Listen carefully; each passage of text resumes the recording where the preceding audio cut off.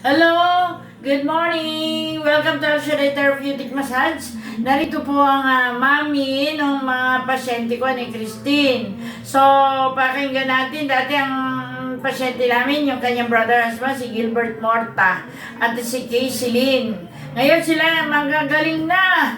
Ngayon naman, sila naman. O sige, pangalan, anong naramdaman at ano ang pakiramdam after ng therapy?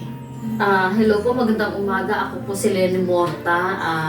Pumunta po ako dito, yung nararamdaman ko yung parang na-stiff neck, yung right side ng leeg ko. Tapos yung mga ugat-ugat ko parang yung may pulikat na konting galaw lang, parang pag nabanat, dire-diretso hanggang sa lahat ng nasa likod.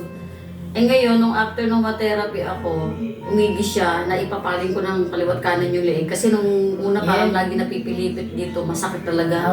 Konektado lahat. Kaya okay na, papasalamat ako kasi na-therapy ako dito ni Sister Ne. Gumanda-ganda yung pakiramdam ko ngayon. Okay. Kumusta yung brother husband? Yung po, okay na rin yun. Nag-straight mula nung nanggaling dito, straight na ininom niya lang at sinunod yung pinayo niyo. Okay na rin siya. Yung bilog sa leg na dati sabi operahin, ano na? Wala na po yun, natunaw yun. No, Siguro lamig lang. Talaga. Tas nag-ano lang siya, sinunod niya lang yung pinayo niyo na anong gagawin. Nawala siya. Kaya pag masunurin, pagpapalain, no? Okay po. Kaya simple lang, basic lang, no? Kaysa inopera o ano mangyari. Yung anak ko si Wala. Casey Lynn, Okay na rin.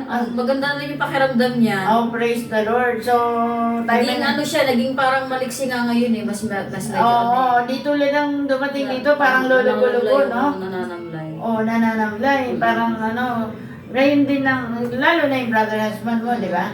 So, praise the Lord, no more operation. Wala po. Nawala yung ano niya. Pati may lagnat siya nun eh, pumunta rito na may nawala yun, natunaw lang. Parang nagdahilan. Dahilan. Walang imposible sa Diyos, di ba? Sa Diyos talaga walang imposible. Okay, tayo manalangin para tuloy-tuloy. Sa ngalan naman ng Anak ng Espiritu Santo. Amen. Dakilang Diyos, mapagpalang Ama, salamat Panginoon sa biyayang buhay na patuloy pinibigay kay Sister Lenny. Pagbalay mo kanyang buong sambahayan. Laging ingatan, gabayan, patnubayan at laging lumakad sa iyong katwiran at masunod ang banal mong kalooban. I-bless mo Panginoon o Lord ang kanilang pag-uwi. Nabigyan sila ng dalang sasakyan at laging ibuhos ang kasaganan tagumpay ng kanyang buong sambayan.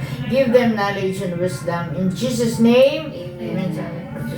Kaya kailangan talaga knowledge and wisdom sa isang ina. Kasi para madala ang mga anak sa kalooban ng Panginoon, di ba? Opo. Yes. Sister Liz,